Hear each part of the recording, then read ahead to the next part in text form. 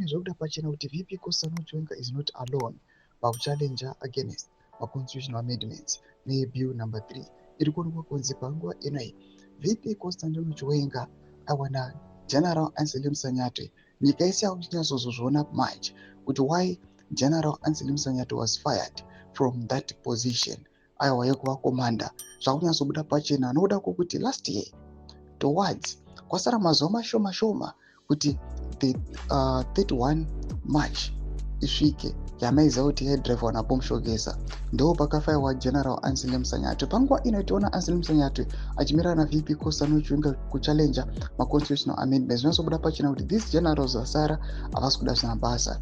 Sarabina masvika mudanyigo panguva ino ndobva subscribe like on the bell icon. Timira pana BBC mudanyi rachiti checkpoint.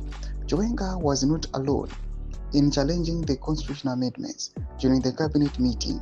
It is reportedly said Minister of Sports and Recreation, retired General Sanyate, also opposed the bill, saying the bill does not represent what they fought for during the liberation struggle, one man, one vote. Ndo mashoko ari kubuda panguva ino ari kuda pachena kuti aiwa naAnselm Sanyate panguva ino achizobuda pachena manje.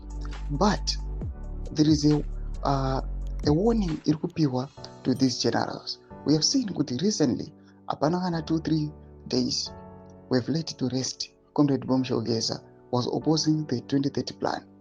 Now tukuona kuti VP Kosano Chiwenga na General Anselm Sanyate nevamwe vasati vabuda pachena vari kuopposa this 2030 pamwe chete nekuamendwa kweconstitution. What do you think is going to happen? Because we know zvikananda vanhu vekuti havatombodi kana any opposition, havari kana any obstacle in their path.